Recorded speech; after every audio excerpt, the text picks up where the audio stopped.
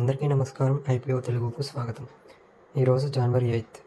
ఈ వీడియోలో జనవరి 6 నుంచి 8 వరకు ఓపెన్లో ఉండబోయే స్టాండర్డ్ ఐపీఓ గురించి మాట్లాడుకుందాం. మీరు ఈ ఐపీఓ అప్లై చేయాలా వద్దా అనే నిర్ణయం తీసుకోవడంలో మిమ్మల్ని గైడ్ చేస్తాను.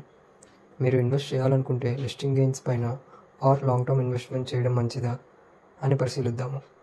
ఫస్ట్, స్టాక్ ఎలా పర్ఫామ్ చేస్తుందో అంచనా వేయడానికి గ్రే మార్కెట్ ప్రీమియం జిఎంపీ చూద్దాము.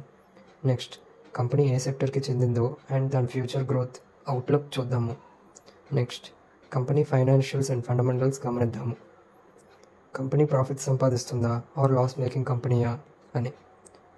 కంపెనీ పీర్ కాంపిటీటర్స్తో పోల్చిస్తే అట్రాక్టివ్ వాల్యుయేషన్స్తో ఉందా లేదా, అండ్ ఈ ఐపీఓ అలాట్ అయితే లిస్టింగ్ గెయిన్స్ లేదా లాంగ్ టర్మ్ ఇన్వెస్ట్మెంట్ని దృష్టిలో పెట్టుకొని సెల్ చేయాలా అన్నది క్లియర్ చేస్తాను. ఈ వీడియోలోని అన్ని వివరాల కోసం చూస్తూ ఉండండి. జిఎంపీ అండ్ యాంకర్ లిస్ట్ చూసుకుంటే జిఎంపీ దాదాపు 65%గా ఉంది. యాంకర్ లిస్ట్లో mutual fund companies like ICICI, Kotak, Tata, Motilal Oswal. Foreign institutional ఇన్వెస్టర్స్లో యూఎస్ఏకి చెందిన కంపెనీ ఎంఐటీ, స్విట్జర్లాండ్కి చెందిన కంపెనీ క్లారస్ క్యాపిటల్. ఇవి well known companies.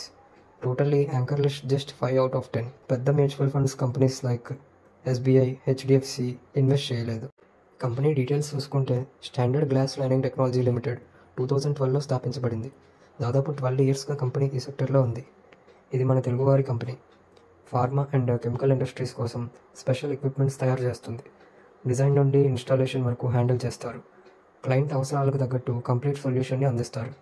Glass, nickel alloy, stainless స్టీల్తో storage, separation, reaction systems manufacture చేస్తారు.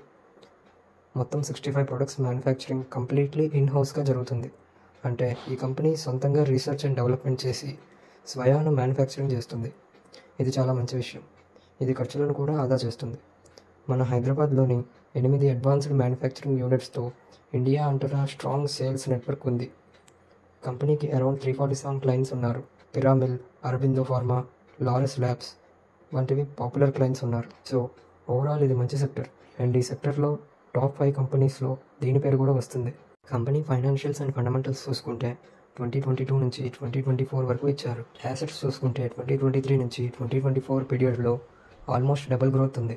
రెవెన్యూలో డీసెంట్ గ్రోత్ ఉంది. ప్రాఫిట్స్లో కూడా డీసెంట్ గ్రోత్ మాత్రమే ఉంది. ప్రాఫిట్ మార్జిన్స్ కాన్స్టెంట్గా ఉన్నాయి, అరౌండ్ 10.7%. లాస్ట్ 3 years నుంచి కంపెనీ ప్రాఫిటబుల్గా ఉంది. So SEBI retail portion 35% of the issue price allocate చేసింది. ఇది గుడ్ న్యూస్. రీటైలర్స్కి అలాట్మెంట్ ఛాన్సెస్ కొంచెం బెటర్గా ఉంటాయి. వీళ్ళ ఇన్వెంటరీ పర్టికులర్స్ చూసుకుంటే రియాక్షన్ సిస్టమ్స్ నుంచి మేజర్ రెవెన్యూ జనరేట్ అవుతుంది, nearly 55 to 60%. Storage, separation and drying systems నుంచి 30 to 35% of the revenue, and ఇతర సర్వీసెస్ నుంచి 13% of the revenue. Peer comparison చూసే ముందు ఒక విషయం, ఈ కంపెనీ 2 different సెక్టర్స్లో ఆపరేట్ చేస్తుంది. ఫార్మాస్యూటికల్స్లో 75% of the revenue, and chemical and సర్వీసెస్లో రిమైనింగ్ రెవెన్యూ ఆల్మోస్ట్ ఈక్వల్గా స్ప్రెడ్ అయి ఉంది. సో పర్ఫెక్ట్ పీర్ కంపిటీటర్తో ఏ కంపెనీ లేదు, కానీ ఈ సెక్టర్స్లో బిజినెస్ చేసే కొన్ని కంపెనీస్ ఈ చార్ట్లో మెన్షన్ చేశాను. స్టాండర్డ్ గ్లాస్ పిఈ 47గా ఉంది, జిఎంఎం పిఈ 30. ఈ కంపెనీ షేర్స్ అఫోర్డబుల్ వాల్యుయేషన్స్లో అవైలబుల్గా ఉన్నాయి. హెచ్ఎల్ఈ 56, ధర్మాక్స్ 70, ప్రాజ్ ఇండస్ట్రీస్ 53గా ఉన్నాయి. Overall industry PE range 30 to 70 మధ్యలో. స్టాండర్డ్ గ్లాస్ వాల్యుయేషన్స్ అఫోర్డబుల్గానే ఉన్నాయి. అప్లై చేయాలా వద్దా? ఫస్ట్, కంపెనీ ఫైనాన్షియల్ గ్రోత్ స్టేబుల్గా ఉంది. పిఈ వైస్ వాల్యుయేషన్ చూసుకుంటే ఇష్యూ ప్రైస్లో ఉన్న షేర్స్ రీజనబుల్గా ఉన్నాయి. Secondly, company sector pharmaceuticals and chemical సెక్టర్లో వర్క్ చేస్తుంది. రీసెంట్గా హెచ్ఎంపీవీ వైరస్ ఒకవేళ స్ప్రెడ్ అయితే ఈ కంపెనీకి సేల్స్ బాగా ఎక్కువగా ఉంటాయి. Thirdly, company demand. జిఎంపీ దాదాపు 65%గా ఉంది, అంటే గుడ్ డిమాండ్ ఉంది. Listing gains and long term ఇన్వెస్ట్మెంట్కి ఒక balanced company, and debt 173 crores ఉంది. ఐపీఓలో వచ్చిన మనీతో మేనేజ్మెంట్ పే చేస్తుంది. పర్టికులర్ నెగిటివ్స్ ఏమీ లేవు. లిస్టింగ్ అయ్యాక 50% ఆఫ్ ద షేర్స్ మాత్రమే సెల్ చేద్దామని నేను అనుకుంటున్నాను. మీ ఒపీనియన్ ఏంటో కమెంట్ సెక్షన్లో మెన్షన్ చేయండి.